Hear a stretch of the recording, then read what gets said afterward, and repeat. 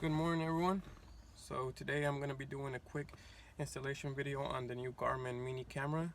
This is a dash cam, and recently I've been looking for a dash cam that's not too bulky, and I came across this which they just came out with. And I also got a hardwire parking cable that you could get on Amazon, which I'll link down below. Check it out. So I got this a couple weeks ago, and I just had the time run out to install it. But I was trying to install it yesterday. I was a little bit confused till I did a little bit more research on how to install it properly. Maybe you guys are also confused, and I try to give you maybe everything in this video to clear things up. So as you can see, so I got the Garmin parking mode cable, which they sell separately. It's not, it doesn't come with the camera. The camera just comes with a micro USB cable. So if you want to just connect it to your car charger, so it will turn on once you turn on the car. But I like to have this parking mode on just in case, for example, I leave it at night and then it records anything out of the ordinary. So here we go. All right, so gotta get down here. So let me flip this around. All right, so I'm doing this installation on a 2005 Honda Civic Coupe, and this is how my fuse box looks. But for every car, of course, it's going to be different. So check your owner's manual and see where the fuse box is, and it will tell you what each fuse is for. So for example, I'm using the battery cable, which is a yellow one. That one always has to go to constant power. I'm using that one for on the headlight one. And then the accessory one, which is the red wire, I'm using that one on the radio slot. And something that because I was showing this yesterday, something that I noticed was that, oh, and by the way, if you're gonna be hardwiring this thing, get yourself these dongles. These right here, they're like an add fuse, like this one right there too. So you could get those like O'Reilly's or Amazon. I'll look them up on Amazon, and then I'll see if I could throw down the description in there, because I got these at O'Reilly's. And they were like $7 each, but they come with 4 fuses. So check this out. This is very specific. Because I was trying it yesterday and when it wasn't working, and I was trying to do a little research and I figured out why. So these dongles here, they come with 4 fuses. So you can't use more than 10 amps. Those dongles aren't made for more than 10 amps. So look for a slot that's less than 10 amps. So for example, the battery one, I'm using the headlight one, which is 10 amps. And then the fuses they provide you, and they serve a purpose. So what I was doing yesterday, I was wondering why wasn't it working.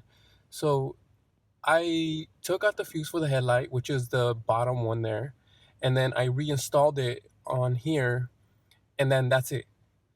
But the fuses that these dongles come with, you have to install them as well right here. If not, it's not going to work. So you have to install the current fuse that was already on there, which is the bottom one, and then you have to put the fuse that it came with, which is the top one, and they both have to be the same amperage.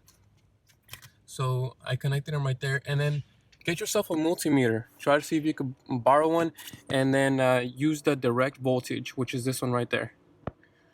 So measure the load, which is pretty much where the 12 volt is coming from. So use your little pins.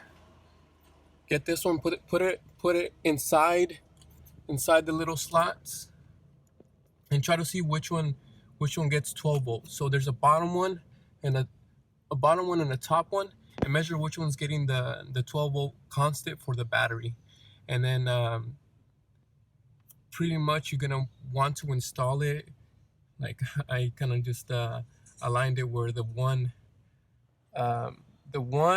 is gonna be like the one on the 10. That's gonna be where the load is. So you have to install it that way. So as you can see, this one's straight like that, but it's not always the case, because this one down here, I had to flip it the other way because it wasn't working. So make sure that you put it in the correct way, wherever the load is. And get yourself a multimeter for sure, because you're definitely gonna need that. This cable also comes with a connection that you have to connect it to a negative. So luckily there was a bolt down there that I was able to connect it to a negative without going too far. So check your make and model, see where you get a negative, and pretty much you have to crimp the cables. So this parking cable comes with this one here. So you can see I crimped them up from right there, accessory, and battery right there. Cool. And then the negative, of course, you connect it to any bolt that's receiving any negative. And as you can see, the camera right now is in parking mode. Actually, let me see. Yeah, it is in parking mode because the car is off. So that's why it's flashing that it's recording. So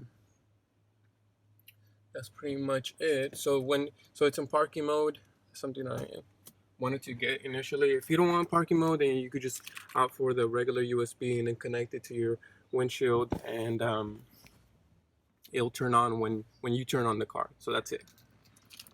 So let's see. When you turn on the car, you have to turn on the car and able to enable the Garmin app. So just remember that. But yeah, that's pretty much it. If you guys have any questions or anything, please put them down in the comments below.